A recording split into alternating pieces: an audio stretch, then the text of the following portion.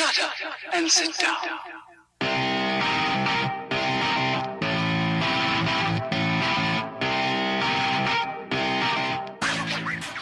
Cyclists are incredible athletes as far as endurance goes, but a great deal of them fight like love.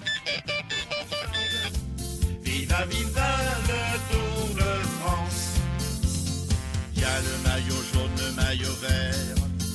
Speedos. Not only do Speedos offer very little protection for your manly or womanly bits, but they also look wrong. Yes, it'll prevent you from getting farmers' tan lines, but no, that's not a valid excuse. If you want to do group rides without everybody trying to drop you, steer well clear of Speedos. You are far less likely to end up being arrested for indecency or severely reducing your ability to start a family. You are listening to Le Podcast Day Dialed with Matt Legrand, Lance Hepler, and Jake Von Turing. 5-time Tour de France champion, Bernard Hinault, once said something that you should really chew on. You can't win without suffering. Whether it's in the mountains or in a time trial, you have to spare no effort. You may feel drained at the finish, but the joy of winning helps you forget everything. Vive Le Tour. Viva le Tour de France. Viva le Tour de It's Tour de France time, and whether you call it Tour de France or Tour de France, there is no escaping this iconic race and the magical pull it has for cycling fans and even, frankly, non-cycling fans. All right, welcome back to the Dial Podcast. I'm Jake Von Turing. I'm here with Lance friggin' Hepler. Lance friggin' Hepler. Get your freaking on. Hello. Let's go. Let's do this. Let's do this. Rolling. Hello. Rolling, and to his right, Sir Ian Gibson. Sir Ian Gibson. Greetings. Hi. Greetings. You got to come up with some like Bloody English just be patient. Brit. It's Be not gonna patient. happen. I don't think. Nothing? Be patient. Well- Be patient. It'll all come together. Maybe. All right. I'll come up with some It took me years to come up with my brilliant intro. Ladies and gentlemen. Ladies and gentlemen of the internet, so What's that? good to Wait. see you. So good to see you. Hold on. To his right, Mr. Matt Legrand. What's up, ladies and gentlemen of the internet? You guys look fan-freaking-tastic. Fantastic. Whoop, whoop. Yep. The boys are here. We're going to do a little podcast, and I think we're going to get through a lot of stuff quickly today because it hasn't been too long since we last chatted. That's good because our It's only been a topic couple is days. hot. It is. It's not as hot as last topic, but it is hot. Cool. How about this? Let's do a quick back pedal, run around the table real quick, and then we'll jump into things. Who would like to go first? Matt Legrand raised his hand as there's jumping up and down, jumping jacks. Pick me. I've been running a little bit, but not very much because of the illness. It's Ebola. You got the Ebola? It's Ebola. You're bleeding from your eye holes? Yeah. And doctor said, just keep it under, 5 miles or so of running, and you can do a couple easy 3-milers, but don't overdo it. And I said, okay. Is it contagious, doctor? No, Ebola's not contagious, he said. Not contagious at all. He's not. He's one of those doctors from the internet, so you can trust him. Nice. That's it. That's it. No Just a little backgrounds? bit of running. I don't have much to say. I almost move along. Almost pinged you yesterday to see if To you go for a wanted but I figured maybe you're still kind of on the mend right now. So next weekend. Yeah. Okay. So, cool. Ian. Yeah, it's not been long. I've been riding bicycles every day, which is to say the last 3 days. The weather's been perfect for biking. We rode together. We and rode me, Ian? together. Lance and I went out. That was fun. It was nice. That predictably got a little spicy in places. So you guys picked on some Ian's numbers. like, I don't feel good. I'm kind of blown from yesterday. And then he just freaking left me when we started climbing the hill. Thanks, Ian. I went out with Don Schloth out to Bridal Veil Falls in the Gorge on Saturday, which was a really fun ride. Good to see that guy. And then yesterday out to the Salvi Shootout, which was fun as usual. That was great. Love the Salvi Shootout. 28-mile-an-hour laps around the island. Good times. Nice. Moving. Yeah. Wow. Cool. Yep. Yeah, I rode with Ian. Thanks, Ian. We did take some KOMs on some spicy dips where it's fast downhill and then steep uphill. But we had some fun. I have ridden every day as well, but I'm getting ready for the Oregon Trail Gravel Grinder, and I'm leaving right after we finish recording this podcast. Are you going hard on this? Or is this like a fun, toury kind of? That's a good question. I actually don't feel real fast at the moment, which is odd for me. It's kind of my mid-season slump, right as the hardest race of the year happens for me. Lance and I have talked about this a dozen times. There's a plan. There's a smart thing to do, and then there's going to be the Lance thing that he does. Stay I tuned. really should ride it and not race it. Just go out, have a good time, see how it goes. It does not favor me. There's a lot of climbing in this race. It's 5 different stages.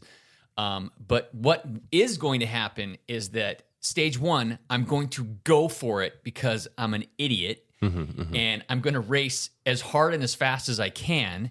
And then when I realize I'm in 15th place in the Masters division, I'm going to okay, that was stupid, and then I'll just ride the rest of the week. Is that the downhill time trial you were talking about? There is so on Wednesday. No, on Wednesday. You borrow the Friday tech suit, the TT helmet. That'd be great.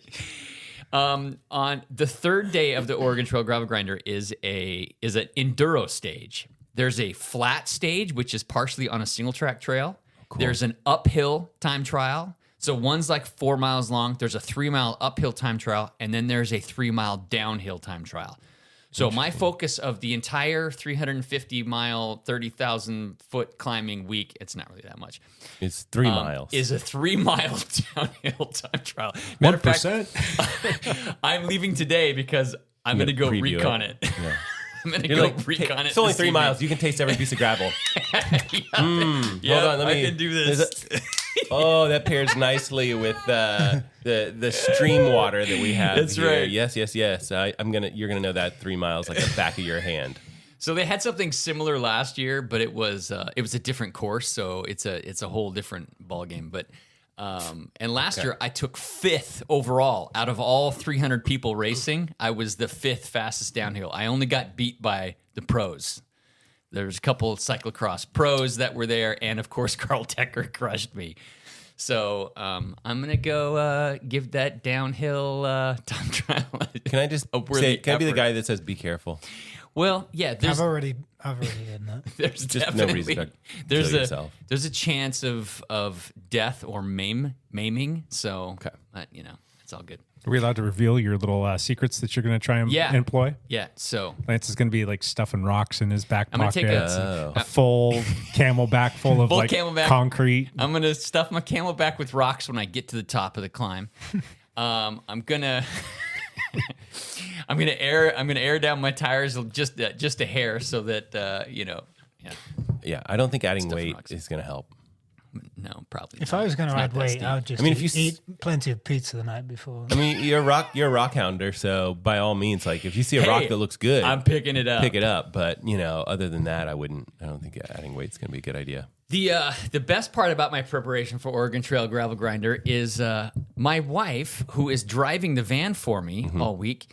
She broke her hand yesterday. Oh, shoot! How'd that happen?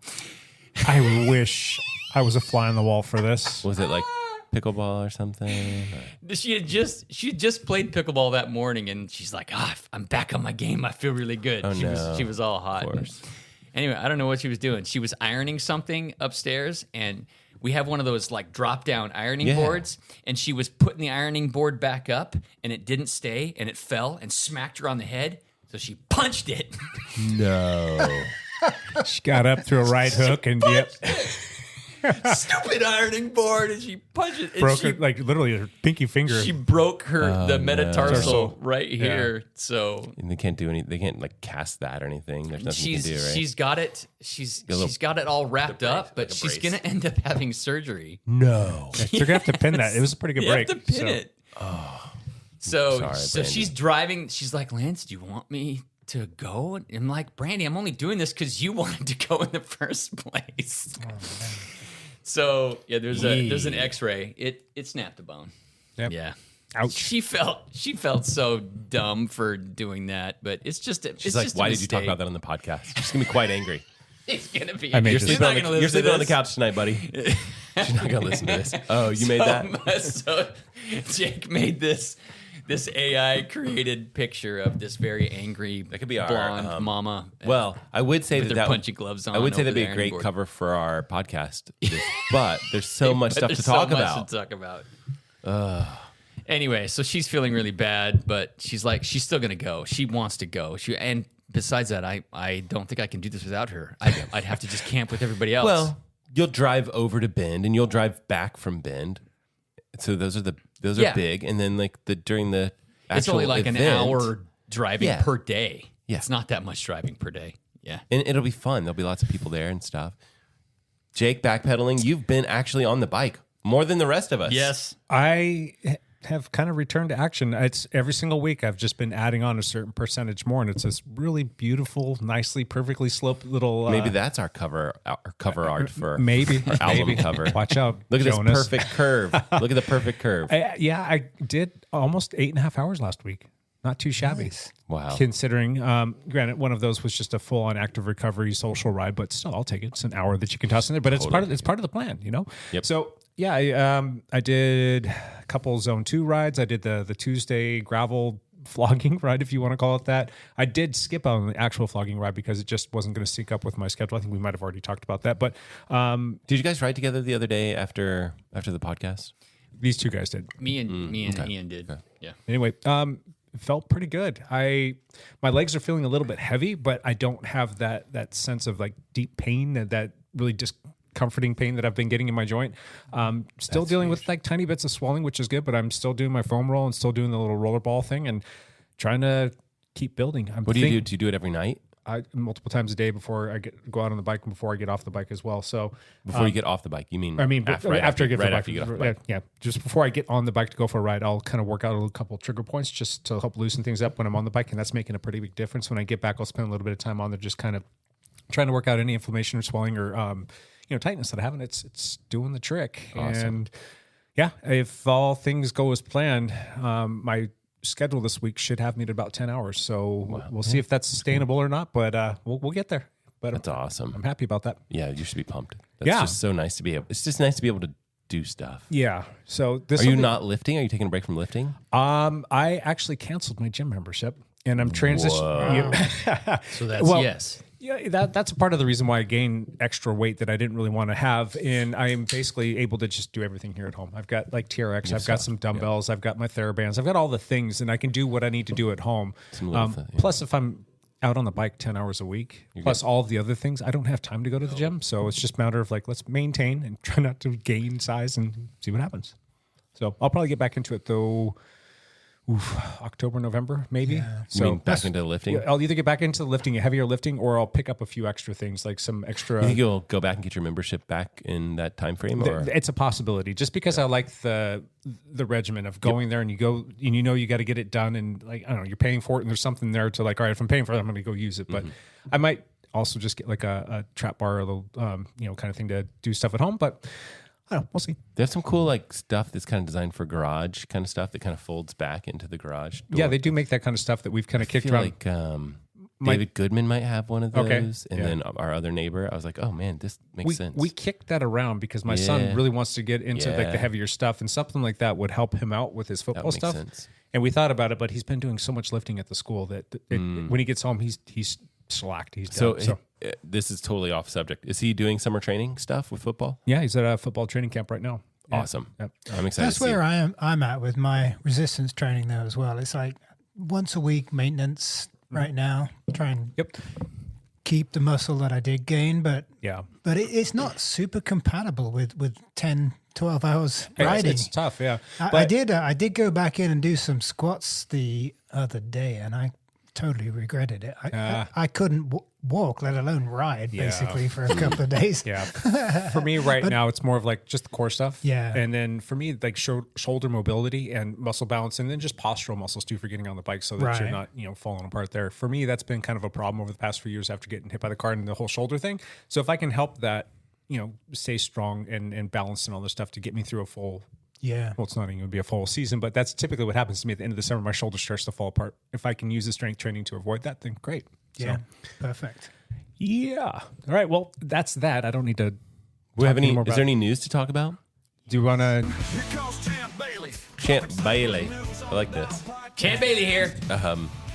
I'm surprised that we were able to get Kid Rock to make this song for us. Yeah. Because he's pretty busy. He likes cycling. I think he loves cycling, and I think he's like on a campaign with Donald Trump around like kind of a speaking tour. But like it probably only took him a little bit of time because he probably knew exactly what he was going to talk about Champ Bailey. Yeah, that's true. Champ. What's up, champ? Okay, so a couple of things happened this weekend. Everybody's prepping for the Tour de France, so not a whole lot of. Actually, there was a ton of road racing that happened. Every country eventually had their own national championships. Yep. So not the U.S. We did ours like a month ago or something like that. But the national championships all over Europe. The biggest result from the national championships was, I guess, the only one that I cared about. Yes, let's hear about that. Let's hear about which one Champ Bailey. This is the one I care about. Was Belgium. Belgium had the road race national championship. Wout has been the reigning national championship for a couple years, and so coming off his injury, I thought, how's he gonna do? Is he gonna win the road race? No, he did not. He was in the final sprint, but Wout ended up 5th. It was won by Arnold Dumas, I think. Philipsen was 2nd, actually. He got beat in the sprint, too. So Philipsen not quite as strong without his Van der Poel lead out. So Is he not the best lead out in cycling? Dude. Right now? Can you think of a better lead out? No. Pretty freaking amazing. Anyway. So the other big race that happened this weekend was Crans, Montana, which was the UCI mountain bike cross-country Olympic race. It is not in Montana, which is what I thought when I saw it. It's actually in Switzerland. It's an area in Switzerland, and it's a brand new course. It was a hairball course. It was a purpose-built course with these features that were just crazy. That you may have seen online. That all these pre-rides had crash after crash after crash because there was like hairball rock gardens and slippery log drops and all this stuff. Interestingly enough, short track race on Saturday came out, and guess who won the short track race? Tom. Pidcock. So Pidcock is gearing up for the Tour. He can race. And he goes, so get this. He started in the very back. He started in mid-pack and then slipped a pedal and was dead last going to the first Is that corner. what it was? Okay, I knew that he was in the back. Short track. Yeah. That's and nuts. And he still worked his way to the front and ended up winning short track. Next day, the Olympic race, the cross-country Olympic race, Pidcock again wins it in a hairy, muddy race where almost everybody crashed at least once. He's crafty. So Pidcock, dude, he's got some skills. He beat Schurter and Flukiger and all these like freaking legends, specialists. So Pidcock is it's pretty interesting. So that was very kind of cool to watch. I don't know if that's the greatest Tour de France prep to go do mountain bike racing. It is. All of the best do it.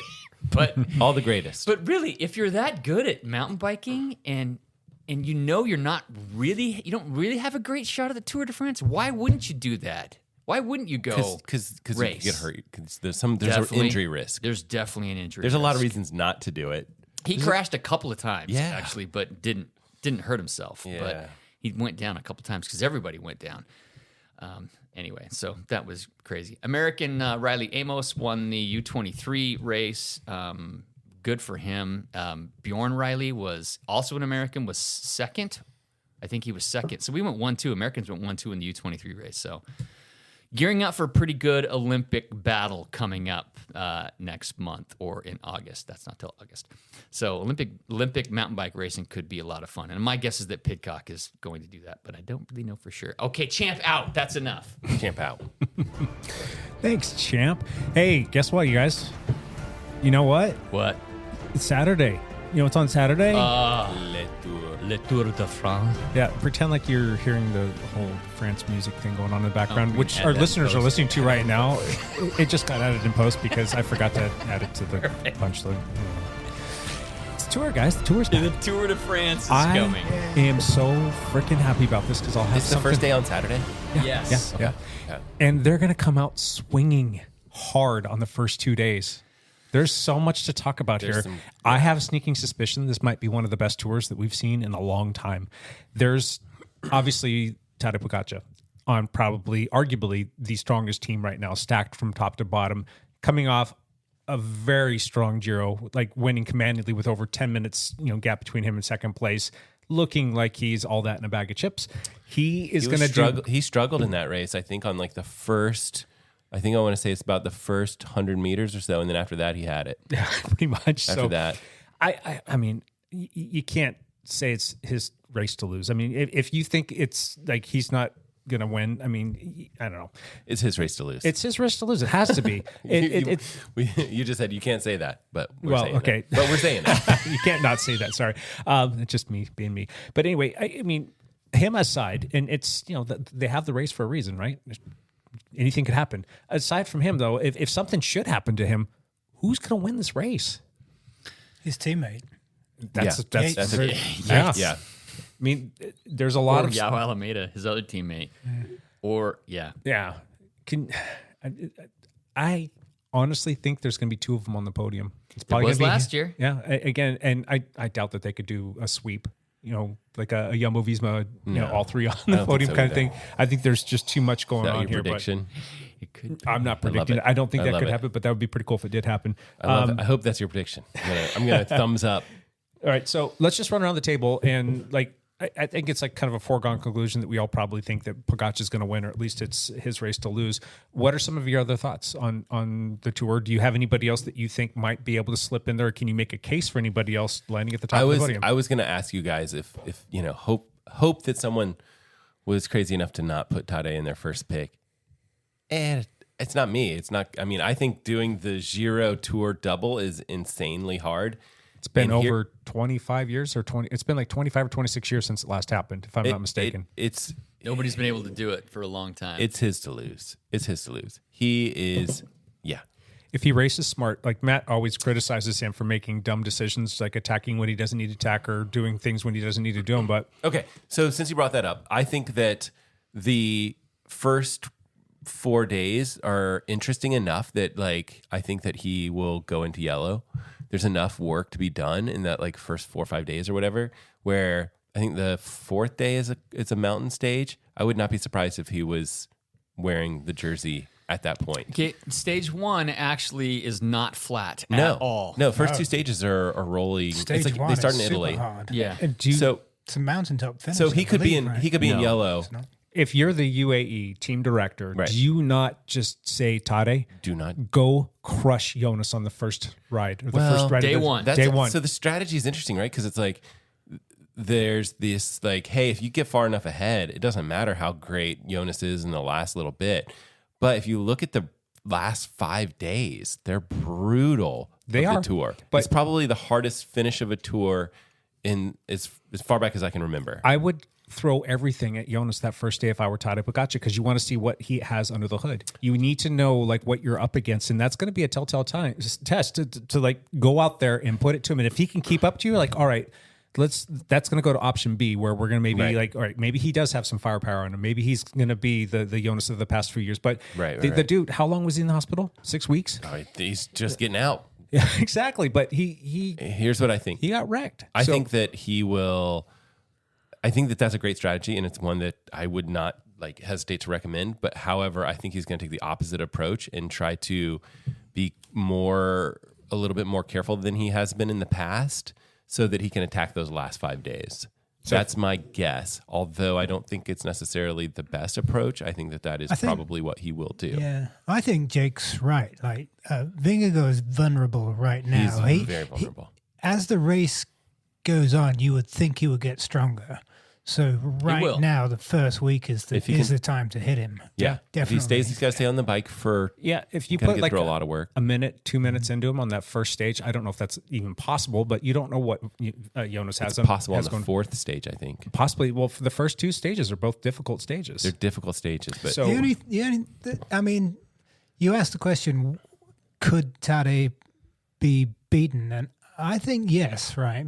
Number one, it's only a few weeks since he finished the last Grand Tour, and that's a tall order to do back-to-back Tour victories like that. He was commandingly strong, and worryingly, he looked as strong on the last day as he did on the first. He didn't look like a man that had raced 3 weeks. Guy that had raced he won by 10 minutes. 3 weeks. He was.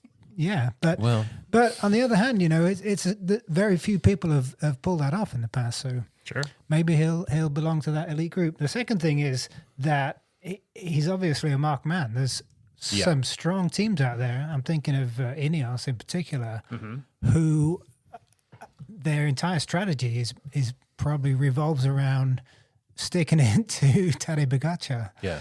So, which has worked for other teams in the past. Yes, and that's how he was beaten 2 years ago, right? Yep. When Jumbo were Jumbo. very strong, they tag teamed him up to Galibier I think and they broke can, him. So anybody can mark him on any given day, but you're not going to be able to mark him for the entire tour. You don't have the same firepower that he has. The only person out there that can go toe to toe to him is a healthy Jonas Vingegaard, in my opinion. Is Rodriguez strong? Sure. Yeah, I think that he's got a lot of potential in him. He's young, and we still probably have a lot more to see from him.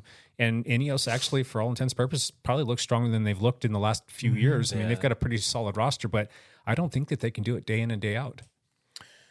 yeah, well, right. And UAE, the team, Oh, yeah. That team Pogacar's is support is stacked. very strong. So you're right. I just kind of hope that it's not. I don't you want to know, see a runaway. I want to see exactly, some right. parity in there. I want to see a little bit Yeah. of balance. I want to see like a fight to the I end. don't want to see him 5 minutes ahead after stage one. That's just going to And just how the whole tour wraps up too. We're not going to be on the Champs this year. They've got the Paris Olympics, and so they've moved it. They're going to be in Nice. They're going to be is it Nice? Yes, if I'm not Nice. mistaken. And it's like a 32K Time trial, if I'm not mistaken. Right. That's got a little bit of climbing in it. What happened the last time we saw a stage where it finished with an uphill time trial? At the Tour de France, where it finished 2020. Roglic blew to pieces. And Pogačar put in one of the most historic final time trials that you'll ever see. My biggest disappointment is I got to watch the whole thing on Peacock, which I'm going to miss Orla and all those guys from Eurosport. Yeah. We've been spoiled the last 5 or 6 years. Great coverage. I don't know. I'm not ready for Bob I'll be Roll watching it on Peacock also. Those guys aren't that bad. They're not. Yeah. Christian Van de Velde and Bob Roll and Yeah. So anyway, so we've got the tour starting up this Saturday. 23 days total for 22 or 21 stages.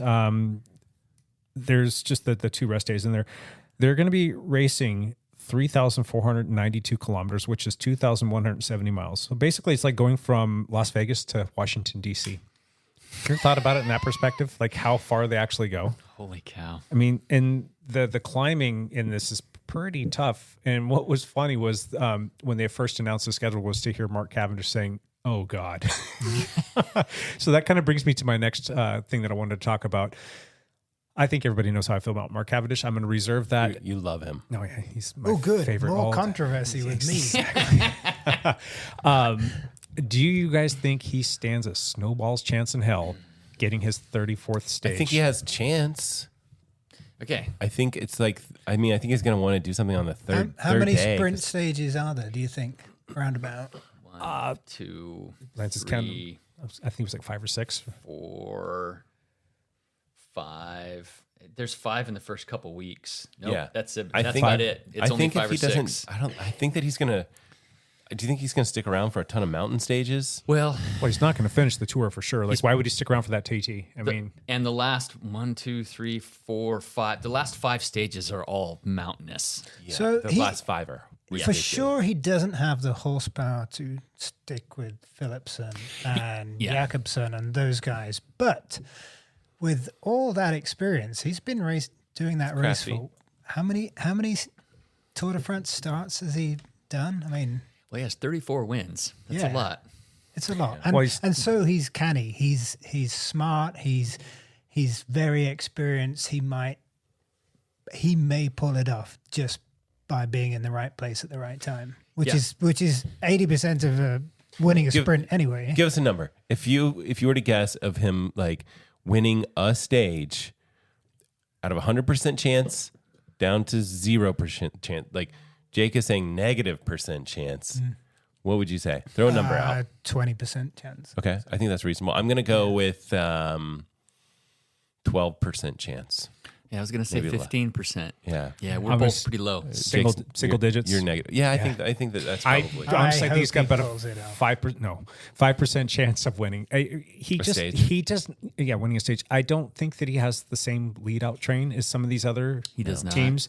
I don't think he's got the ability to hang with those guys. I mean, he's still got a big pop. I mean, he's only 39 years old. I mean, he still can throw down the watts. He's going to him and I share a knighthood title as well. Yeah, that's true. We have a lot in common, His really. is a real knighthood, though. You're both Don't knights. tell anybody that. Same amount of watts for sprinting. Yeah, pretty much. Same craftiness. Yeah, Yes. yeah. And that's the one thing that he has Good on everybody looks. is his Good looks, craftiness. But I mean, if you look at Jasper and MVP, that's going to be really tough to beat. And then everybody's going to be marking those guys. I just don't think that Astana has the ability to put him where they need to put him to deliver him. So he's going to have to probably he'll have to surf some wheels. Yeah, for sure. And I just don't think he's going to outsprint anybody. There are some fast guys coming to the door this year. Yeah. Some really fast guys that. I'm sorry, but if it comes down to a drag race, he's not going to beat these guys. Do you think he'll crash out, or do you think he'll drop out? I think he'll drop out. I don't think he'll crash out. I think he'll crash out. I think think he'll so? finish the race. You think he'll finish the whole race? There you go. 3 Yes. weeks. I think that there's. Oh, let's put some bets down. We haven't even been betting yet. Where's the betting? I We think need to have beer bets on all of these. Unfortunately, I drink. I think he's going to crash out. I think he's going to, Unfortunately, too. I think something's going to happen, and we've watched Jasper the Disaster and the things that he does, and how he kind of mixes things up and causes turbulence, kind of like Lance flying down a bike trail with 3 walkers mile and time stuff. trial. With walkers There's on just it. like chaos that flies up behind him, and I have a sneaking suspicion that he's just not going to be in the right spot. He's going to try and eke himself up there. People are going to go down. He's going to hit that, and that's going to be the end of the tour for him. You guys are for sure right. You know, I'm just playing devil's advocate. Really, No, go for it. We he need it. doesn't have stand much of a chance. But if he can crash out, any one of those guys can. That's the nature of sprinting. It's a dangerous game, and it could be Philipsen. It could be Philipsen in the first stage. Yeah. And then Cavendish's odds go up, I guess. But not There's that I gonna would be, want that. I mean, those first 2 stages, it's gonna be a mess. You know, it's just like this tour starts and everyone's a little jumpy, and it just like crashes. Just I feel like those first couple stages are just ugly. I almost don't want to watch it sometimes because I'm like, I don't want to see crashes. I know a lot of people want to see the replays of the crashes, just, you know, and I do want to see what happened. But I don't like seeing people get hurt. Not at And all. I totally agree with you. They Yeah, it makes pop me up and they're holding their cringe. shoulder, and I'm Yeah. like, because my blood pressure goes up. It's You not get good. to a stage of life where you know how that feels. Like, I don't want to ever think or see or feel that again. Do you guys have any other sprinters that you're going to be keeping an eye on? Do you guys have a list of the sprinters that have kind of popped up and have been doing things? Is Tim Delia in the race? Merlier? Yeah. I'm not seeing him on my list He's been going of marked or notable people. You got Jasper Philipsen, who we've talked about, Cavendish, we've talked about. Like, how do you guys think Wout's going to do? Well, he's a big question mark too. He's still coming back from injury Is as he well. going to take care? We talked about this on the last podcast. Is he going to take care of Jonas? Yes. If he is, then he's not going to be sprinting the early. But he will be given freedom to go for those first couple stages. If you watch the Netflix documentary, I mean, the team actually said, okay, these first 3 or 4 stages, they're really for Wout. Don't get Jonas in trouble, but let Wout kind of go for it. I think he'll be given the same freedom because they don't have a sprinter other than him. They didn't bring their sprinter. The sprint on stage 3, I think, is actually going to be the most interesting sprint of the whole tour because we don't have like a finish in Paris.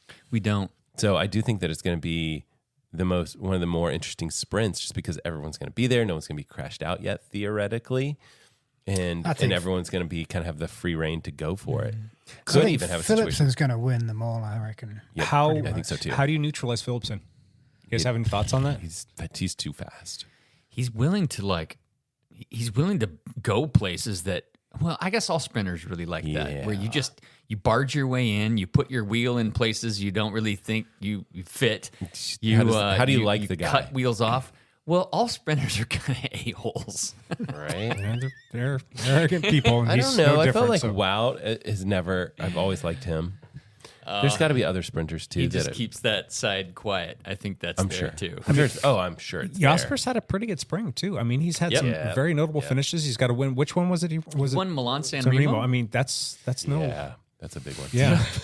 Yep. So I mean, if he's able to go long like that and like really finish it out on a long hard race, what's to stop him from? I mean, how do you deal with that? How do you beat neutralize him? How do you? I mean, I don't know. There's not another team that has a lead out like he does, he's got 3 or 4 guys to help him specifically. Alpecin de Koenig is going for sprint stages. Yep. They don't have a GC guy. No. They're going for sprint stages.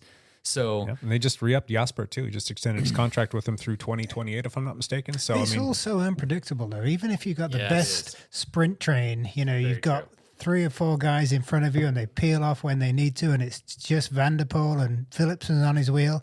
Well, who's on Philipsen's wheel about to take advantage of all of that? It happens, right? Look at Fabio Jakobsen last year. Super fast, has won a ton of races. He crashed out badly, like on stage 3. Remember last year there was...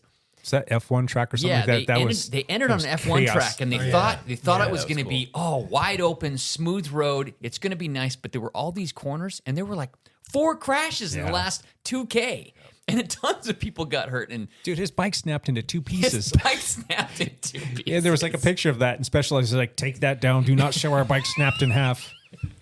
Freaking Specialized. Yeah, he's on a new team this year too. Jakobsen. He's not with Quick Step. Not anymore. No. Who's he with? I don't even know. He went to DSM. Oh, okay. Yeah. So he they let him go after last year because Lafleur wasn't overly satisfied with him and said, "Carry on, young man. Go race for somebody else." Wow. So you got Sam Bennett coming back.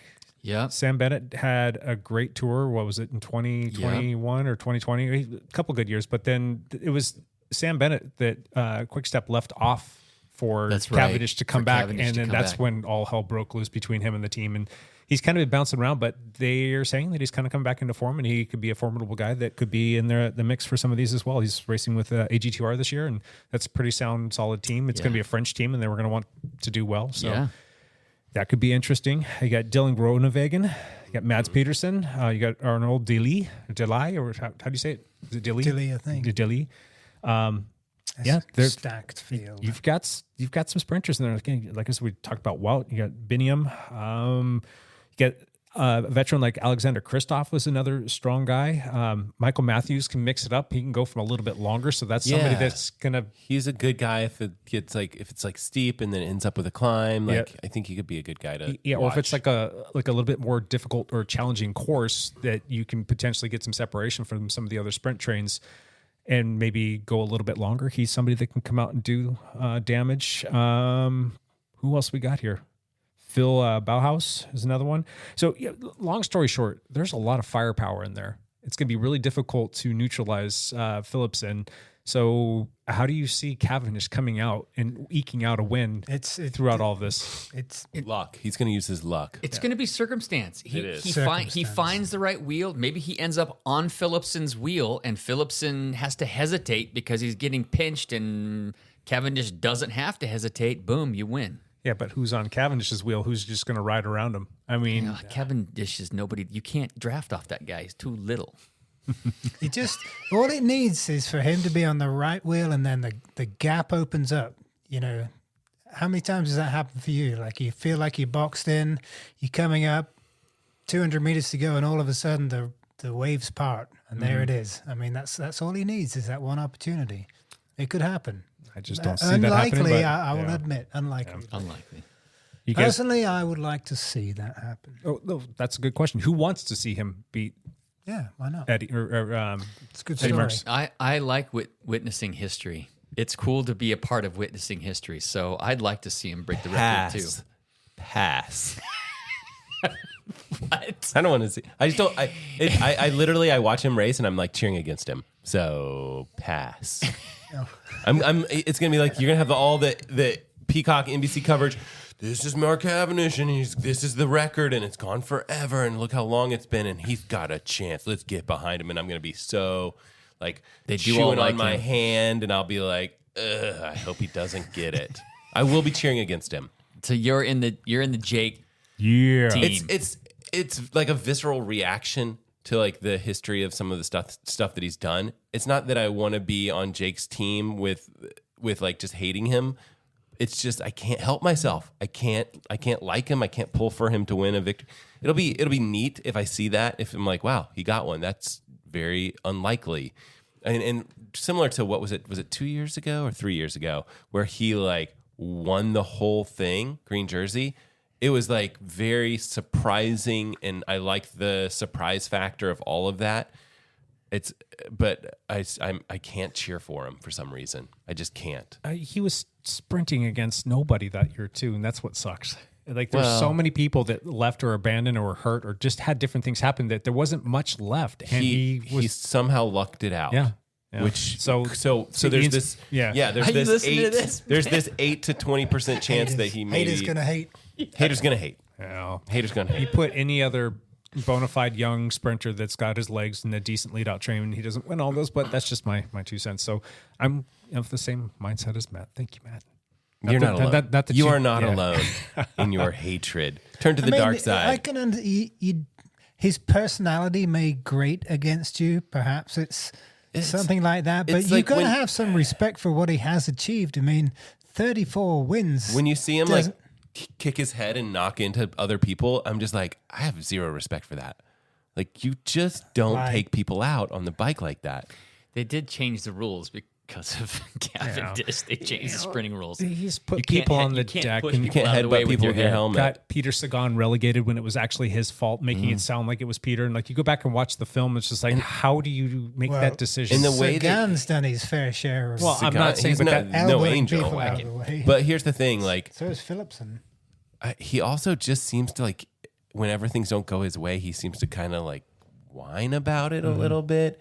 And I think maybe that's, I don't know, maybe all sprinters do, I don't know, but I just feel like, I don't know, lose graciously. And even if he does win, I'm going to put an asterisk next to it and say that, yes, he's won the most sprint stages, because when you look at Merckx didn't just win in sprints. He won in every single, he's like Wout, he could win doing it all. You can't say that about Cavendish. So how do you compare those two things? You can't put them apples. I mean, if you just talk about, okay, we're just talking about straight tour wins, not tour wins, but stage wins, that's fine. But if you have to look at it and break it down, who's the better cyclist of all time? Yeah, but Merckx wasn't competing against anybody. He was probably doped to the gills too. So he wasn't doped. What? And he was. Well, you don't know that. But you don't know he wasn't doped. But if he you could have have been on all kinds. If you have the same guy and you put him into today's standards on today's bikes with today's training, I have a sneaking suspicion that he would be doing. I'm not trying to be a Merckx hater. I'm just trying to look at history objectively. Yeah, it's a different sport. Yes, it's a totally different sport. But what he did was amazing. True. So anyway, all right. Anything else to say about sprinters before we move on? You guys move on. Do you want to run around? Who's your sprinters? Who's your pick? Who's your pick? Are you guys going with Philipsen? Everybody going Philipsen? Oh, yeah. Anybody not going with Philipsen? Ian's going with Cav. No, I'm going with Philipsen. You can't bet against Philipsen. Dang it, man. This is going to be the most boring podcast I've ever listened to. Dang it. You guys all pick the same people. This is the worst podcast. Come on, Lance. Why don't you pick all the same team for your podium? Okay. Give us something to work with here. I'm on it. All right. I'm changing my picks because I had Adam, or I had Simon, I think, on there. It's Simon. Don't pick Simon. Wait, which one is? It's Adam, right? Adam's with. I get Simon teammate. and Adam mixed up. Okay. Adam's on the same team. I've got a few other questions for you. Who are we going to get the best American performance from? Oh, we've got McNulty. You got Matteo Jorgensen. You got Sepp Kuss. You got Nielsen Paulsen. Nielsen's going, right? I don't know if Nielsen's on the team. He's with EF Education. Yeah, I'm pretty sure I thought he was. He's got to be. I think Matteo for sure is my pick. It would be great to see Sepp do something if he's not in charge of. What was the young guy's name from Trek that had the big beard and then shaved it off and nobody recognized? Quinn Simmons. Is he going to be there racing? Quinn Simmons is an interesting story. He was in the Tour de Suisse last year and not far behind Gino Mader when he crashed and died. Oh, and no. It messed him up. Really? Quinn almost quit the sport because of it. Wow. He actually went home and was like, I'm done racing bikes. I don't want to do this anymore. And so he's kind of come back around because he still has a contract, but have we seen him this year? Nope. I have no idea. Nope. No, I just know that he had some promise. And he went complete dark on social media, whereas before he kind of had a bit of a presence because he was the American, top Americans, and he was the national champion too. So I don't know if Quinn's there or not. Only 21 years old. Or I'm sorry, 23 years old. I'm going to look that up real quick. But let's go back to Top Americans. The top Americans. You got McNulty, Jorgensen, Kuss, and Nielsen. Paulsen. Where does Kuss stand in the hierarchy? If Vingegaard does You guys are bogarting my picks. Is Kuss sort of next in line to be leader? No. Mateo is way out there right now doing well. Sure. But I don't think that Kuss wants to be in that position. No, I don't think so. I think he would much rather go work for Mateo. Mateo had a fantastic year already. He won Paris-Nice. He won some other stages. He just Didn't about get second. No, he took second at Paris-Nice. That's what I was thinking.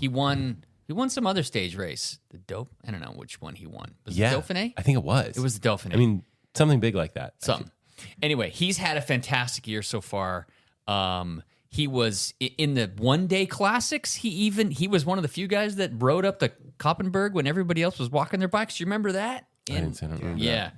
That was Matteo Jorgensen. So he's freaking He's the do dude. it. And he's a fellow ginger like you. But most importantly. So I do believe that Matteo is ahead of Stepp Kuss in the hierarchy for Jumbo-Visma. But I honestly think that Matteo is actually the guy for Jumbo-Visma. That's what I think too. And not Jonas. I don't want to talk about my picks exclusively. Jonas is not on here. Matteo is. Well, he's that good. I mean, he's got a chance of being one of. I don't think he's. All right, we'll talk about this later. But he's quite good. Jonas, he originally said, "I'm not going to the tour if I'm not 100%." Actually, his team director said Jonas isn't going to be on the team if he's not 100%. He has since backtracked and said Jonas is not going to be on the team if he doesn't feel like he can be competitive. Being competitive is different than 100%. Yeah. There's no way Jonas is 100% right now. He's had too much of a hellish spring. He hasn't raced. No. And a lot of these guys want to race going into the tour before they line up. So I think they go in with Jonas being the protected guy, and after stage 4, when he's lost a few minutes, they're like, okay. I don't know if he'll lose a couple minutes, but he'll lose.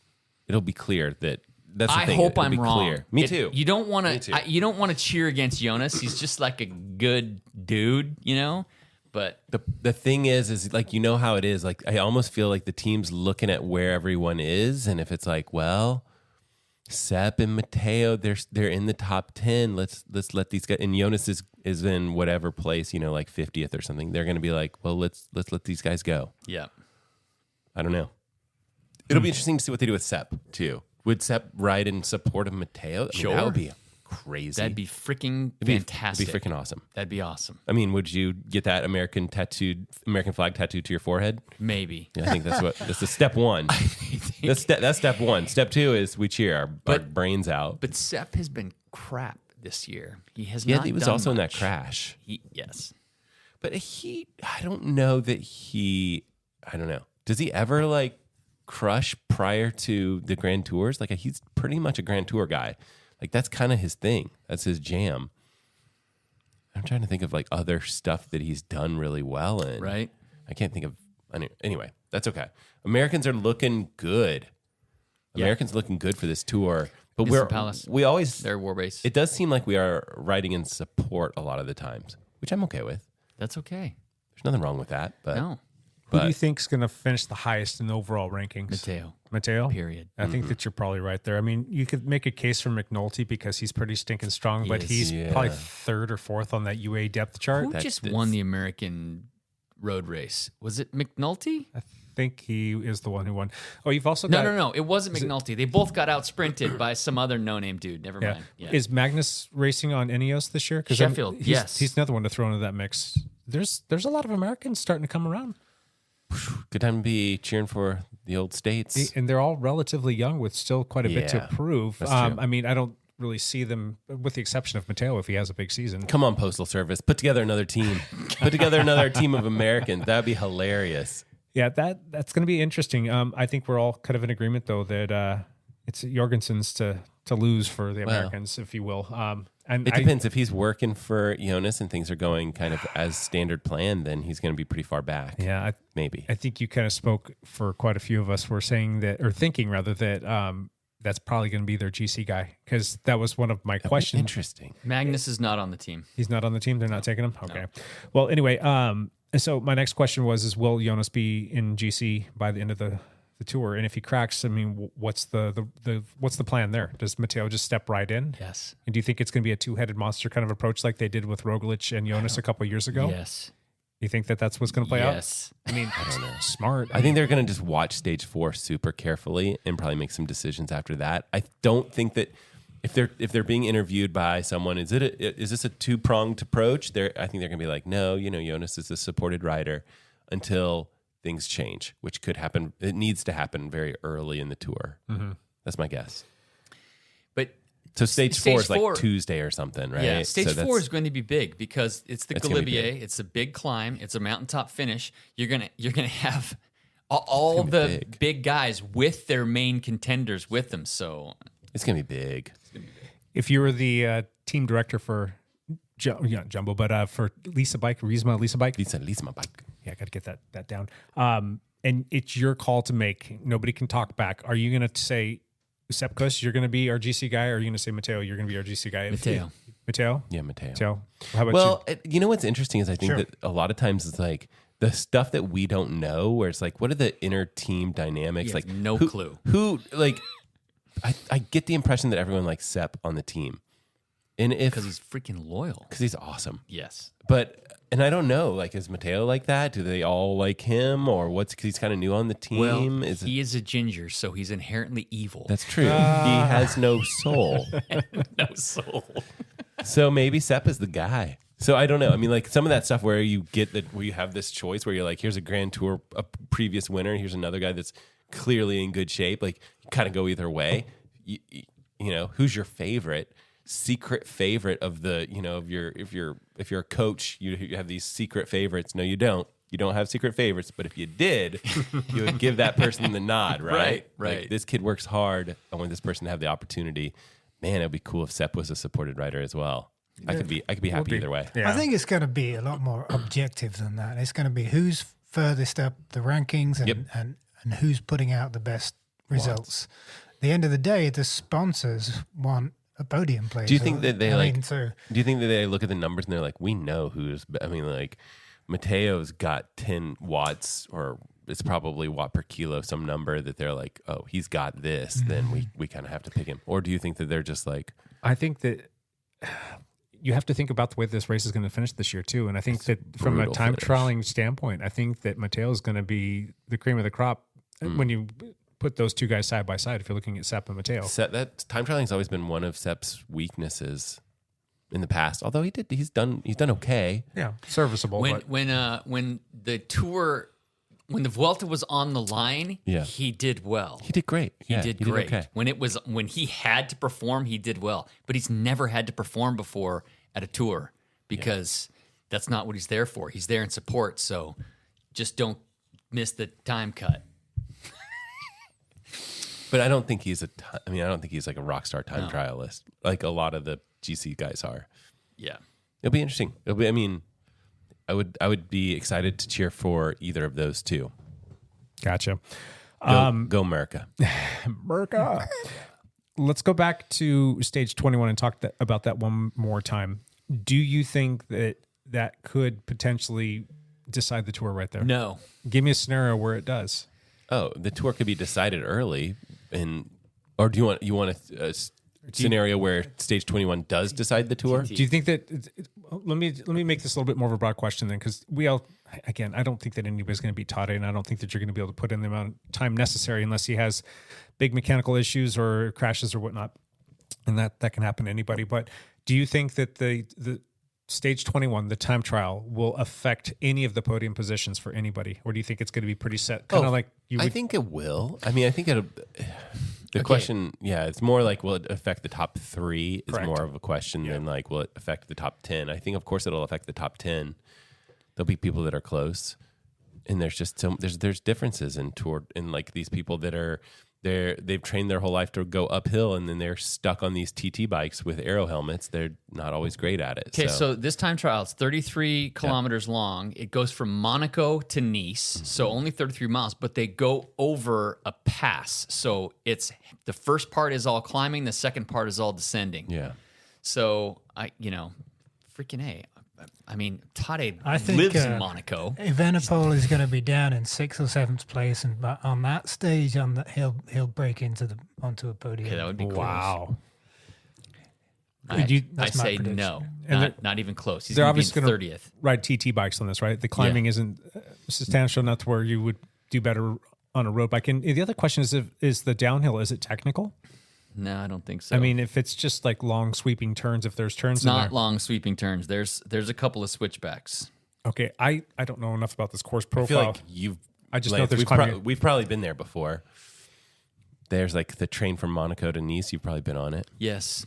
Do you think this is going to get You sketchy go with guys on through- TT you go bikes? through the pass on that Yeah, one. but this one goes This goes up, over the of course. pass. Yeah. Is it going to get sketchy with people on TT bikes? You Yeah. think? Yeah. Yeah, It's gonna get it will. sketchy. It's gonna get sketchy. in some places. But the 33-kilometer time trial, way faster on a time trial bike. So Sure. they're all going to be on time trial bikes, and it's the tour. The tour's the tour. They're gonna be going for it. So Gotcha. So, but I do think that Tade will all have such a big lead already that it Can will be already safe. be decided. Yeah. It'll already be decided at that point. slap some Agreed. aero bars on his So- beach cruiser and just, Right. So the question will be, what's happening on the podium? I don't think it'll be Tade. It'll be a podium battle. You think? I do. I don't know. I think So- the 3 might be decided at that point. I don't know. Right. Usually 3. 2 and 3. I do. Yeah, it'll depend on your podium picks. So do you I think wonder- that the final podium will get shaken up on that last day? It doesn't necessarily have to be the first, but it could be second and third. Do you think that it gets shaken up in any way, shape, or form? Do you think I positions still change? say I say no. I don't think it'll be shaken up. I think they'll be battling for it, but I don't think it'll Sure. be shaken up. I think it'll already be decided. Ian, do you think that there's going to be a shake-up on there? Like I said, I reckon Evenepoel will come from the back Wow. and make the podium on the last day. No chance. I agree with Lance. Sadly, He'll be 30 minutes down. I hate to agree with Lance, but I think the podium is going to be. There'll be some people that are concerned about their location, their spot, and things like that, and they'll have to race hard. But there's not going to be a change in podium on the last day. I'm going to say that there is going to be one because I'm It'll be going more fun that to way. stand behind the fact that if for some reason something happens to Tade and he either falls out of contention, can't finish the race, gets hurt, something along those lines, it's a wide open tour. We have no idea who could potentially win, and everything is going to be so tightly wound up close to each other that I think that the numbers support the notion that somebody's going to have like a superhuman performance on that final time trial. This is And the same thing that we said about the Giro. It's like, well, if Tade crashes, this is going to be a really great race to watch. It just didn't happen. I mean, Nope. Crushed it. So my point had is some though, issues, like but- if something should happen to him, the whole tour is wide open. But if something doesn't happen to him, I still say that he's firmly planted at the top of that podium. But I still think those other two spots are going to be tightly Close. contested. So I think that there's enough stuff going on here to You where think you think some sort of podium will change during the time trial? whether Okay. it be So we got 2 third versus 2. jumping to Lance. second or somebody jumping into third or something along those lines. Something interesting. Yeah. So that's my thoughts there. Anything else on that one? I like the fact that they're finishing with the time trial. I mean, Paris is so cool. The Champs is amazing. It's so classic, but it's just nice to do something different occasionally. Mm-hmm. And I really appreciated when they did that in 2020, the pandemic year, when they finished with that uphill time trial. That changed the whole tour. It did. It was And magical. if it was going just to the Champs, then that's Roglic's tour. And it's like you think about like, well, then after that one, when was the last one that we had? That and I'm thinking like, 1989. and that's like another one where it's like, did it come? Fignon. Didn't that come down to like the 8 final? seconds. I mean, it was so. It just feel like every time they do this, something crazy magical happens. And again, I'm one of the people betting that doesn't happen this year, but it's neat. Here's the Throw them thing. the opportunity. What we're missing with the Champs is all the pageantry, Yes. all the history with the Champs. You won't have a team riding with champagne.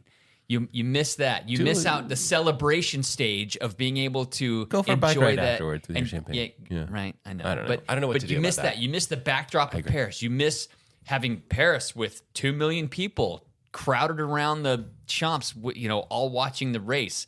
those classic images of the Arc de Triomphe and the Eiffel Tower and the Louvre Museum and all that's, we miss all that by not doing it on the Champs. It's like the greatest place to have a bike race, which I get. I mean, yes, I'm going to be sad to miss that, but dude, I'm super excited to see the time trial. Yeah.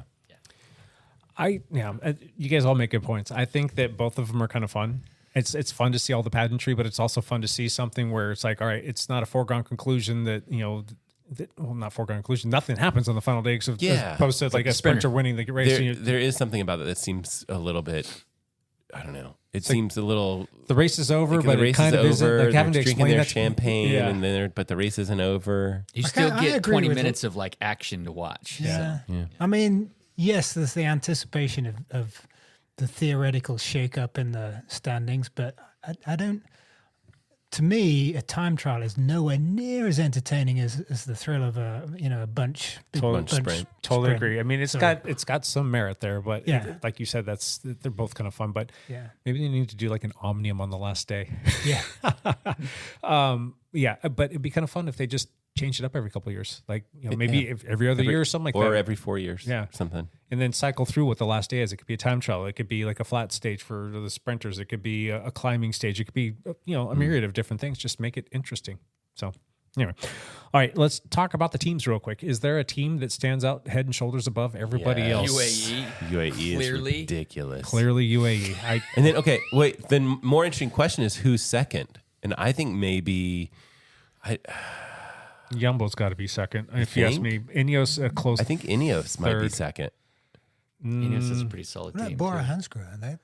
They've got you have some Primoz. We haven't said one jack word. I was going to say that. Primoz. We haven't mentioned Primoz Roglic because none of us believe in him at this point. Jay Vine, is he in it? I'm going to flip the coin. He's going to be at the Tour, and he's riding for Bora, right? Mm-hmm.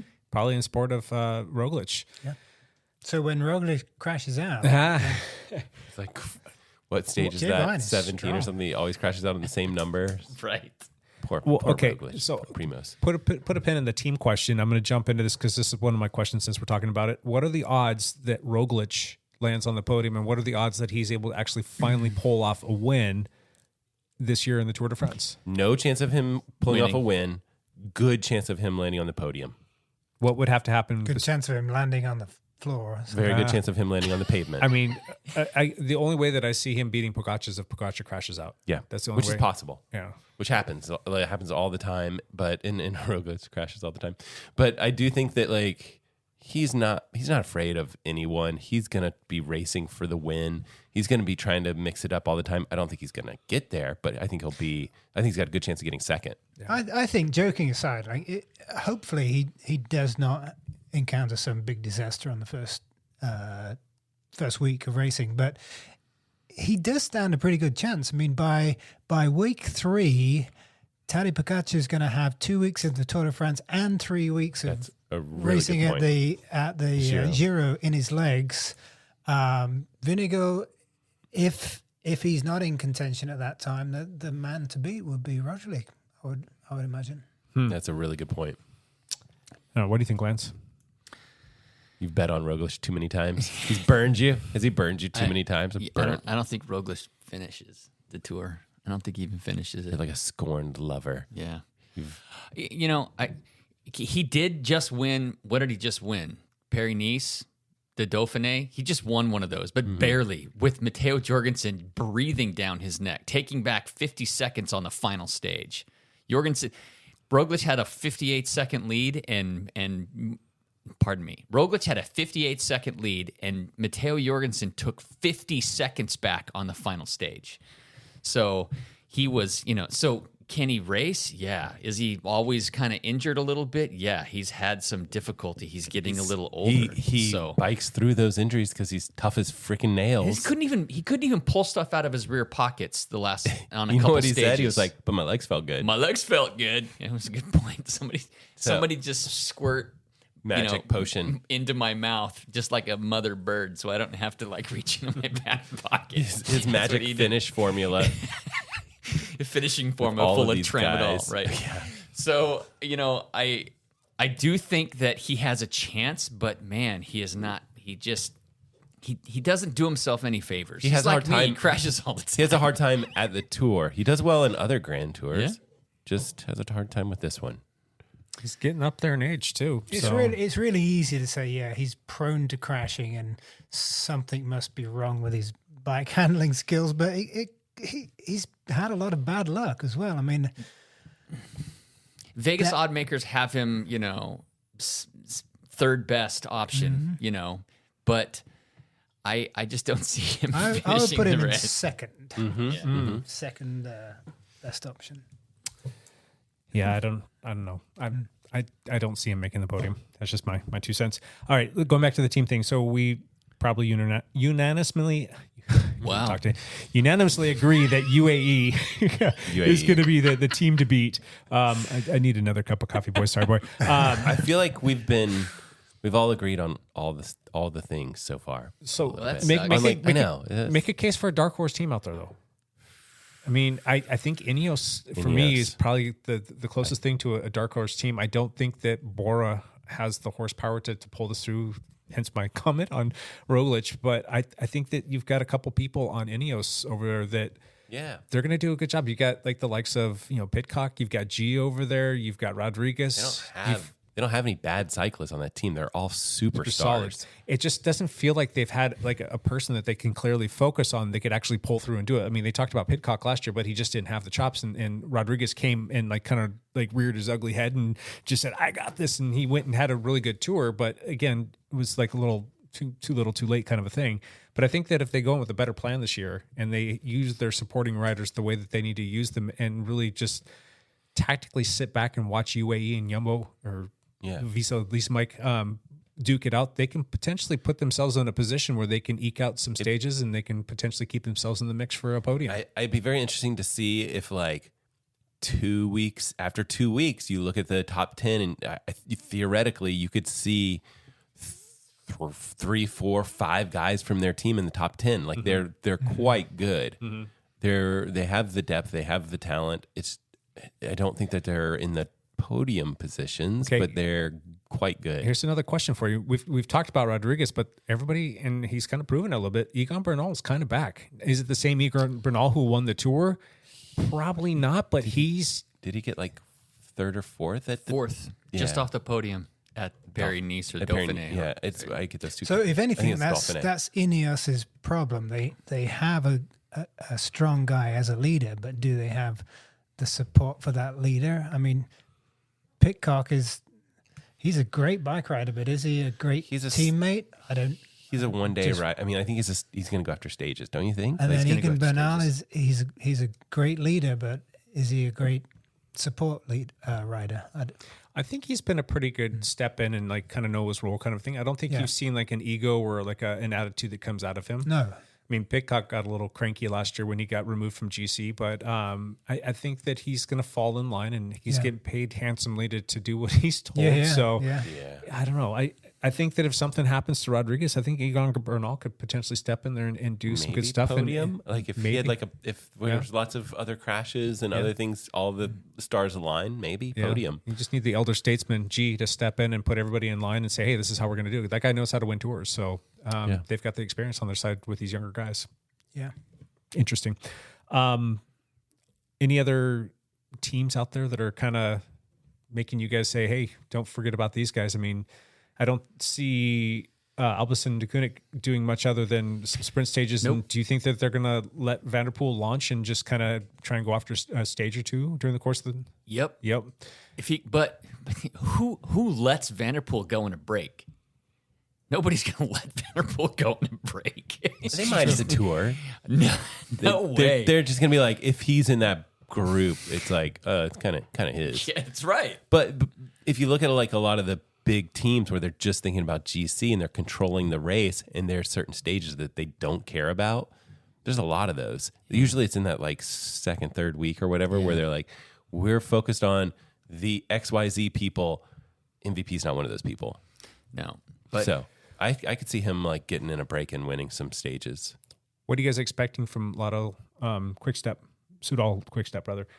anything this year? Do you think that Patrick Lefevre is gonna?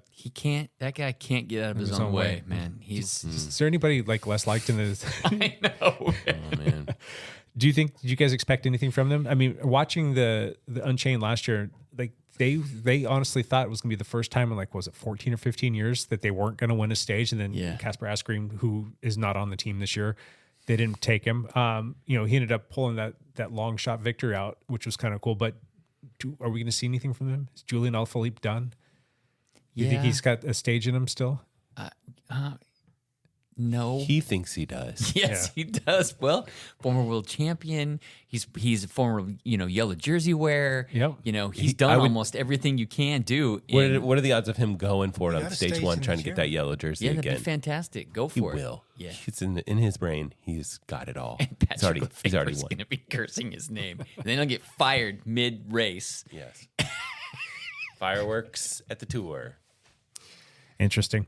All right, well, I guess that's why we watch. All right, I've got a list of guys, some GC favorites. I just want you guys to kind of give your brief synopsis on this. And for those playing along at home, and for those that really want to play along at home, we're going to do our fantasy cycling pool again for the Tour de France, which will be a lot of fun. We will post that up on all of our social medias for you to come out and join, and it should be fun. But I'm going to run through some of the GC people, so maybe take note here and maybe consider putting some of these people on your team if you're going to join us and play along.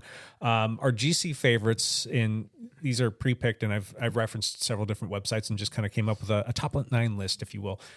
We've talked about him. You know him, you love him, Tadej Pogačar. Anything that you want to say about him, anything that you're concerned about? Odds-on favorite, his race to lose. Yeah. Hopefully, third week he's okay. He's not. I mean, you gotta avoid illness. You gotta avoid crashes. Yep. You gotta avoid your own team car running you over, which is it's one of his things that he's got to be worried about. It got close to happening to him. But yeah, there's a lot of things for him to worry about, and the odds are just tricky to win 2 Grand Tours in a row like this. But we all think he can do it. And the reason that is the accumulated fatigue, right? Yeah, So that'll be basically 6 weeks of racing pretty close to each other. So that's his big vulnerability. I think he'll pull it off, definitely. But do you think we'll see somebody racing a little bit smarter this go around? Do you think Tadej's going to kind of keep it reeled in a little bit? Do you think they're going to manage him a little bit better? He's good in these Grand Tours about doing that. Until the gun goes off. Well, okay.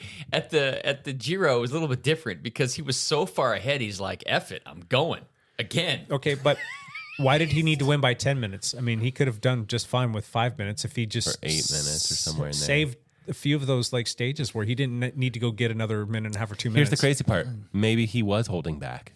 Right? This is true. I mean, we don't know. He clips his feet in. He wants to win. Period. He likes to race. He likes to race. He likes to race. That's why I'm worried about him on like the first 4 stages. He's like, oh, he might want that yellow jersey like early. This is a long time to defend. Is but- he still age appropriate for the best young rider? No. Or is he done with No, white he's- jerseys now? he's done with white jerseys. He's 26 now? Yeah. Okay. so he'll only get 2 jerseys then. Yeah. Yeah, we're not even talking about the polka dot jersey on this podcast. That conversation is over. Yeah. All right. Next, Jonas Vingegaard. What are your concerns there? What do you think is going to happen with this guy? So- And do you think he's got the legs? He's not on my list of but here's the thing. I think we all know that he's like 50-50 going into the tour, right? Like he's not right where he should be. But the real racing of the tour is the last 5 days. And he might be fit at that point. He might be coming on strong.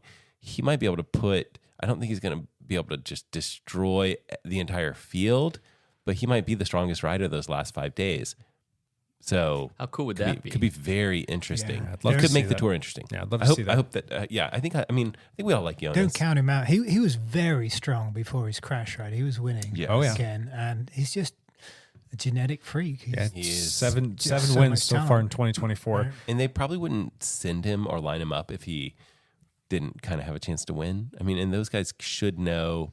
They're going to have a strong idea of like what kind of power he can hold for an hour. So they should know their athletes pretty well and whether or not to leave him home or not. Yep. So we'll see. Yeah.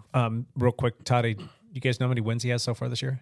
All of them. 17. 14. 14. 14 freaking wins in one season already. Gosh, that's awesome. And you got Jonas with 7. So moving on. We kind of talked about him a little bit. Wow, but I'm I'll- surprised Jonas has 7 wins. Yeah, he's had a good season. Early season. We've already talked about him a little bit more, but I'll let you guys have your final thoughts. Primoz Roglic. What are your thoughts on him? What does he need to do? Not Stay crash. upright. He's quite good, and I really do think that he's on my podium list. I think. You think so? Huh? Yeah, I think so. He's one of the favorites for the podium for sure. Yeah. He has the legs, he has the history, he has the know-how. He's got a decent team to back him up this year. And that's right. He has the opportunity. That's the big one. Yes. He's not riding alongside Vinegar anymore. So he's unleashed. This is true. So we'll see how that plays out. He'll be fun to watch and good times. This one everybody loves. Hey, this guy Remco in pole. What do we think about him? I think that we haven't. I'm surprised we haven't talked about him on the podcast. I don't yet today. He's quite good, quite talented. He should be in the mix. You cannot deny his talent. You cannot deny his. I guess there's Quick Step's. But their guy is Remco. But how many stages before we get the excuse? Dude, he can time trial. He can climb. He just can't do it in like week 2. He's good in week 1 and week 3. So what's going to happen in week 2? The thing is, if he has a bad day like he has had in the past, that's all it takes to not be on the podium. And then you're going for stage wins, which he can do. He's so talented. But maybe this is the year that he puts it all together. It's his first tour too. So his maiden voyage. They kept him off last year. Kept him out on purpose, trying to develop him a little bit more. It hasn't worked. They can't. He's just not. I think stretching out. From what I've heard from like the Grand Tour riders, is that when you do all these races and then you get to the tour and everything's about a mile an hour faster at the tour, I just think that it's going to wear on him. Yeah, I think it's going to wear on him a little bit more, and I think that the off days are going to be offier. There's a word for you. And the on days are going to still be good, so I think he'll still do well. But I think he might. You just can't have an off day on this. Do you put him in your top 10? Top 10? Do you think he'll finish top 10?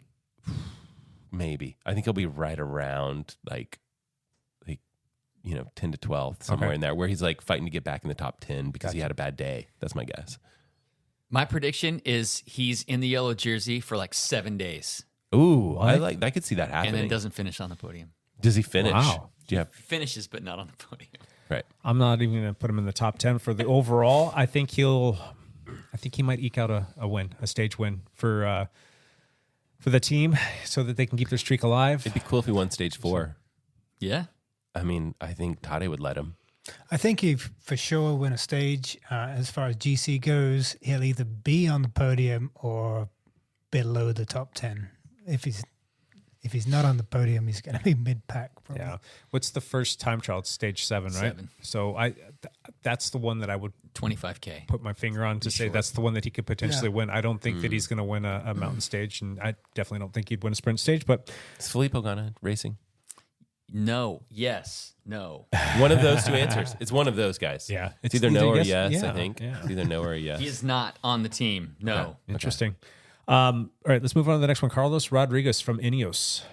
What are your thoughts there? This is a bit of a like. All right, I kind of like him. Mix. I put him on the podium. Yeah, I That's think my he'll be in the mix. I don't think he's gonna necessarily ever wear yellow, but I think he's always gonna be in the mix. And got a great team behind him. Yeah, he's got legs. He can climb. He's gonna win. He waved at me when we passed him in Tenerife. You guys are like best friends. I really. didn't know who he was actually, because they all look the same. There, skinny. So, but he was there. Skinny, strong climbers. He's got 3 wins in the books for this year, so the kid's got some chops. He's young, and he's got a talented team around him. Moving on, Adam Yates. He's on my podium. Podium? I have him on the podium, too. Oh, we all have him on the Our podium. picks are so boring. I'm changing my pick right now. I'm changing mine, too. He's hard to ignore, man. How do you... Dude. He's on the podium last year in support of Tade. Yep. They take second and third, and he gets third. They had that phenomenal twins race that one day when him and his twin that was brother... like stage 1, wasn't it? Yeah, it was so freaking Simon? awesome. And one of them was in the yellow jersey. It was Simon, I think. Yeah, so... Yeah, No. It was Adam. It was Adam. Yeah. He took But how do you not like him? And then what he's just done in the Dauphiné or the Paris-Nice, I keep screwing him up. I think it's the Dauphiné. Well, it's either Tour de Suisse or Tour de Suisse. Tour de Suisse. Okay. Yep. So him and his teammate, they just swapped winning out every. They literally rode to the finish line together and were like, you win. No, you win. Here, no, you should go first. No, I won yesterday. It's your turn to go. So I mean, he's crushing it. Quite good. He's quite good. What, but he will be there for Tade. So there's always this possibility when you're riding in support that you set tempo for the first 8 kilometers of a 15-kilometer time, and then you lose 30 minutes. Yes, true. That happens. In the last 10K up the climb because you're just like, I'm done. I've done my job. And so... Who was Tade's guy? Who was his second guy for... who was his lieutenant, if you will, for the Giro? Do you remember? I don't remember. Rafa Micah or something? Or and Micah's not on the team. He's not going. But dang man, he was awesome. Yeah. He was an awesome supporter. I'm really kind of sad that he's not going to the tour. All right, moving on to the next one. Another one Okay. you could potentially make a case for too. Joe Almeida. Joe Almeida. He's on the UAE Emirates as well. He is going to step right in there, and he's going to be part of that He's UAE the same race. as Yates. Yeah, he's the same guy. He was working with Yates, right? Yep. So that's another person that you got to think that if something happens to Tade, and you've got him and Adam Yates, I mean, you've got another nice. Can you imagine just having these 3 guys pull you up a mountain? That's just ridiculous. And you got McNulty in it too. Oh my gosh. You have this pack of guys that could theoretically break away from the rest of the tour. All 4 of them. They're that good. Yeah. McNulty's been fantastic in the past. I actually don't think he's go America, but I don't think he's quite at that same level as the other 3. Yeah. I mean, Matteo Jorgensen's pretty on fire right now, but I still think McNulty is. I mean, can you remember? Was it 2 It was years 2 ago? years ago, I think. The work that he did He's a beast. it was just insane. The poles that he was taking going up those hills was oh my gosh, you go, dude, you go. The next one would be Matteo Jorgensen. We've talked about him a little bit more. He's a little bit further down on the depth charts. Should something happen with Jonas, I have really good feelings about this kid, and you really want to pull for him as well. Mm-hmm. So yeah, he from Idaho. He raced on the Birds cycling team, who we see frequently. We see that cycling team at some of the local mountain bike races and gravel races. They all came to Sister Stampede. They all came to Echo Red to Red. Yep. Oh wow. Yeah. That's so cool. Yeah. So we cross paths with them quite a bit, and we're pretty good friends. Exactly. Come on the podcast. Yeah. But it's so fun watching them on their social media. They love that kid, and he gives it right back to them. He respects what that team did for him, and that's so cool. That's for me. Of course, I'll never get there someday, but it would be so fun to have a junior come up through our ranks and be able to launch them into the stratosphere like that, just to kind of help them through that whole process. I mean, that's the dream. That's why we do a lot of the junior stuff that we do. But that's got to be so stinking cool to be able to watch a kid that used to be on your team, little redheaded kid just bouncing around on a bike, and next thing you know, he's in the mix to be on a podium potentially. Yeah. So crazy stuff. But do you guys have any thoughts on him? Any concerns that you have about this guy? I mean, you just hope that he has a good one, right? We all are fans. We're big fans. Sure. Want to see him do the best he can do. Sure. And then the last one we talked about too was Egan Bernal. Anybody have anything to say about Egan? Anybody think that he's going to have a renaissance year? I think he'll have a good performance, but I just don't know I don't expect him to be on the podium. He's not on my podium list. He hasn't finished on a podium yet this year. He finished 4th at the Tour de Suisse. He was 3rd at the Volta a Catalunya, and he was 9th at Paris-Nice. So I think when the climbing gets brutal and these teams are just attacking and they have such strong 2nd, 3rd, 4th guys that are just lighting up these climbs, I don't think he can go at that level. That's right. Currently. Yeah. I mean, back in the day he could. But. Gotcha. And then you got a few other notable names out there that you got to keep your eyes on. I don't see these guys finishing on the podium, but you got Simon Yates, who we talked about. You've got Enrique Mas, Richard Carapaz, Jai Hindley, Pello Bilbao. You got Jai Hindley. Yeah, Jai Hindley's. Yeah. He had a great tour last year. So it's going to be fun to watch. There's a lot of good people, a lot of good. First stage is going to be good. Yep. It's going to be. I'm hopeful that there's not a lot of crashes. Gotcha. So those were my questions. Do you guys have anything notable that you want to toss out there about the tour? I want to hear your picks. Picks? Who wants to start? Let's go to the picks. Go for it, Lance. You want me to start? I'm going for. No, Matt's going first. I'll go first. I'm not too scared. You have it written down, Matt? It's tattooed. I went ahead and got it all tatted up. I mean, it's the only way. It's the only way to like not backtrack on my picks. You tattooed it on your inner thigh. Please, Matt, quit taking your pants off. Put your pants back on. Pants Matt. are coming off, Lance. I don't know if I should tell you guys my number one pick because you're never. I mean, it's Tade. Come on. Roglic in second. Adam Yates in third. Okay. I put Matteo Jorgensen on fourth or as a wild card pick because I want him. I want him in there. I want him in the mix. I would love to see that happen. I don't have Jonas on my list because I think that after like the first week or so, they're going to be like, we need to have another front runner get moving up because we don't want to lose that much time. But I could see Jonas like just sticking it out through the first week and then really coming on in the third week. That would be awesome to see. But those are my picks. Okay. Gotcha. Ian. Tatted up I think in blood. Pog's going to win. I think Vinegar will come second. And Adam Yates. Okay. Okay. Lance. Big upset. Okay. No, I'm just kidding. Pog is going to win. Pogačar for the win. I think second place is going to be Matteo Jorgensen. Yes. It will not be Vingegaard. He will not have the legs, and Matteo will take over. And third place will be Carlos Rodriguez. Okay. Because he will, he's got the whole team behind him. Ineos is going to embarrass for that the last couple week years. is going to be brutal. The last 5 days. It'd be great to have. That'd be good. That'd be a great podium. Yeah. Be good. I like those picks. Those are good. I'm going to go with Tade just because. Surprise. I'm going to put Rodriguez in second, and I'm going to put Adam Yates in third. So I only took Yates off my podium because all you guys picked him. yeah, Good. I shouldn't have played that I card. could probably switch mine out with Matteo again, and they'll be fine with that. So who are you going to put in green? Oh, I mean, in green? green jersey. Didn't we already talk about this? Jasper. He's like Taking got it, Jasper. like everyone. Is it unanimous? Jasper. Jasper. Yeah. Gotcha. We're boring. And the polka dots is Tade. Tade. Yeah. I mean, that's Anybody? Tade. best young rider though might be interesting. I haven't thought about that. Rodriguez. Yeah. Probably. it'll be Rodriguez.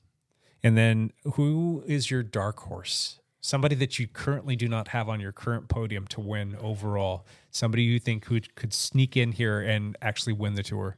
Do you guys have a dark horse pick? Remco. Remco? No. Okay. Jai Hindley. Jai Hindley? Okay. That's Hindley's a good a pick. great pick. It's a good pick.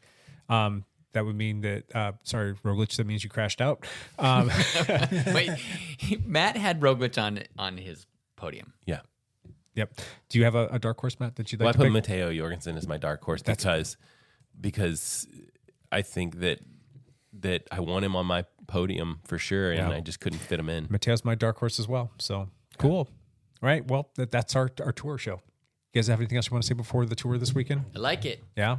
Let's watch it, guys. Lance is going to miss the first You're two gonna stages miss, of the tour. You're going to miss this. Well, I'm going to be racing Oregon Trail Saturday call and us Sunday. Call us while you're on the bike, and we'll talk you through what's happening. I'll probably wake up at 4 a.m. and watch part of it while I'm out. Yeah, Do you but think part you'll of it- have enough service, though, to get to... We will. The part of it that's going to be really good is going to be the part, usually it's like that first hour or two is pretty chill.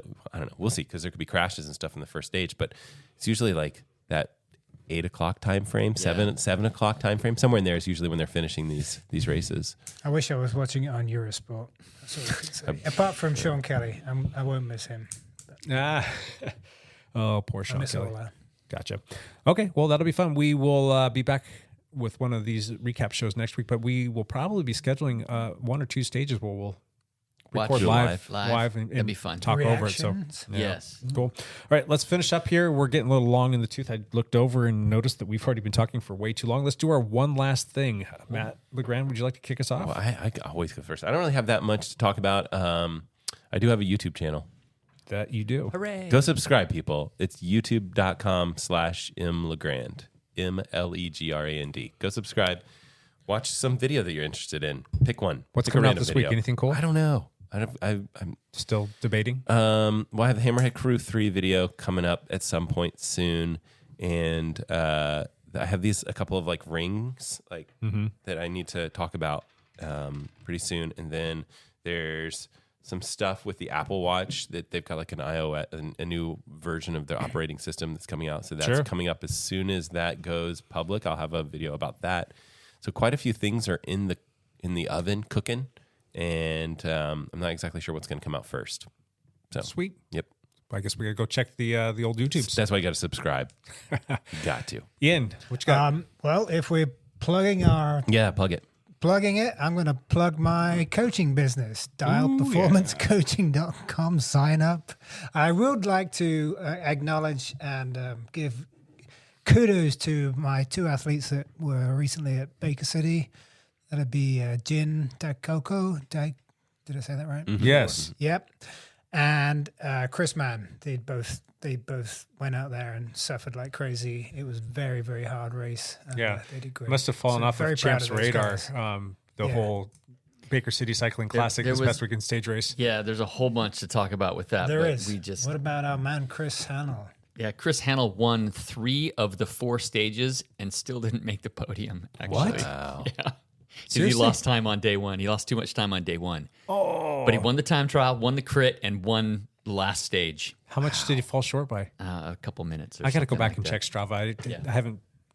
I didn't do that race. This is the first time I missed it in 5 years, and I'm kind of glad. I just could not face that level of suffering this year. It was probably hot too.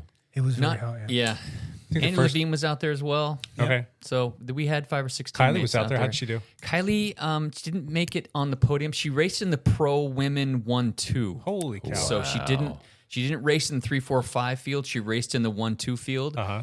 And she had a couple of hard days and didn't quite make the podium. I want to say she was 5th or 6th out of the field. Yeah, way to grit your teeth though and step up. Yeah. So pretty unbelievable. Cool. And the Pro 1-2 field was won by Cameron Jones. Yep. From POA. So he beat POA had a great race. They had a great race. Yeah. So awesome. he's going to be at Oregon Trail Gravel Grinder as well. So he just did Baker City and he's bagging it up with Oregon Trail. Yeah, POA had a bunch of guys come over from New Zealand. They're guest riding with them for the season, and Cameron's one of those guys who is like a national champion mountain bike racer kind of guy, super, super fast, and obviously has some chops for the road and the gravel stuff too. So pretty cool stuff to have those guys come over. Lance, what's your one last thing? Yeah, so Kylie was 6th. She was 6 minutes back. And Hannell was, I don't want to miss this because I feel like a ding-dong for not. Plus, Champ Bailey. Champ Bailey really let us down. Hannell was 4th, and he was 3.5 minutes back. Okay. Nice. So was that first race that he probably just, did it get cooked because of the heat? Was it that hot? Yeah, a little bit. Yeah, poor guy. Yeah. Still, though, 3 of the 4 races.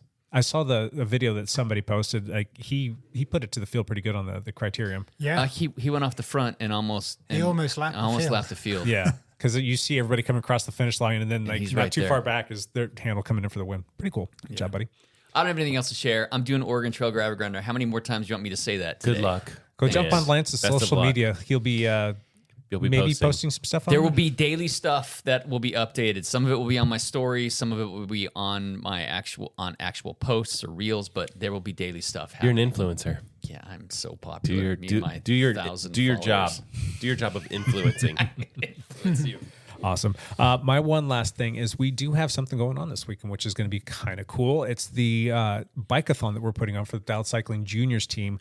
It's going to be Saturday, June 29th. It's going to start at 11 a.m. If you're interested in joining the bike-a-thon, if you're here local, it's not just the kids that are going to be doing it. Adults are doing it as well. But all of the proceeds, it's a fundraiser going to go to supporting the juniors, helping with things like race entry fees and kits. And we are constantly like looking for bikes for the kids that they can ride. They don't necessarily get to keep the bike, but it goes into our quiver, our stable, if you will, and the kids get to check it out for as long as they need it until they outgrow it, and then they bring it back and it goes to some other kids. So that works out really well. And it helps with race entry fees and coaching and all the things. So just to help support these kids and get them out there racing bikes. Should be a lot of fun, and it will be from 11 a.m. to noon. It will be the actual bike-a-thon, but we're opening it up to anybody. So it could be little kids, it can be adults, teammates, anybody who wants to come out and raise some money for the juniors program. That would be fantastic. If you want to support any of the kids doing this, you can go to the Dial Juniors Instagram page, and you can see more details on the post that's there currently circulating around. So that will be Saturday morning. And prior to that, we've had a bunch of people that have inquired about being on the team, and we've been so stinking busy and spread thin that I haven't been able to get back to a lot of those people, but we're actually going to have like an open, I don't know, thing where everybody comes out. We're going to have a meeting and talk to new folks that are wanting to join the team. Cool. So if you haven't heard back from us, Make you will them be all race each other. Exactly. If you haven't heard back from us, you will Top be 3 make the team. hearing pretty soon, and we'll have people come out. And if you're interested in the Dialed Cycling team, you can come out and meet us as well. We're going to have it probably like an hour or two before the start of this actual little bikeathon thing. And then we'll have a team party afterwards. So it should be a lot of fun. That's you're going to be missing out on the tour, the team party. You're going to miss crushing the bikeathon, getting all those laps. Maybe I should break my hand. I'm going to punch something. Yeah. So Great idea. And then one other thing I just want to put out there unrelated to this, coming up, and I think I might put this on my calendar. I might put something on my calendar. It's not a race, but it's the Vancouver Bicycle Club's Ride Around Clark County. That's coming up on Saturday, July 27th. Oh. What would you do? Would you do they have like 3 or 4 different Yeah, I think rides. they've got like a 20 or 15 mile version. They've got like maybe like a 30 or 40 mile, but then they've got the metric century, which is your 60 mile variety. And then they've got the full century. You do the 60 maybe? I think I could at least do the 60 century or the metric century. I would love to be able to have the fitness over the next month to do the full 100. So I don't know if I would do it as fast in years past, but it'd be kind of neat to be able to knock out a century this summer. You guys have gone really early in the morning and hammered that in the past. Yeah, a few times. Yes, that's cool. I used to do that. I mean, that was one of my go-to events, and I really enjoyed it because they used to have it at the beginning of the summer, so it was kind of a nice. It was in May. Yeah, it was like a nice get your first 100 under your belt. Yeah. Anyway. So, we used to get up super early, ride over to the start, and then do the 100 miles, and then ride home. And it ended up usually being like 130 miles for me. Ooh. So that was fun. Anyway, that's it. A lot of fun stuff coming up this weekend. Enjoy the tour. Lance, be safe. Ian, have a good weekend. You going to come out to the bikeathon? Maybe? Yes. All right, cool. Yeah. Matt, good luck getting that YouTube channel. Yeah. Up and got work to do, man. Cool. All right, we will be back next week with another one of these. And until then, bye for now.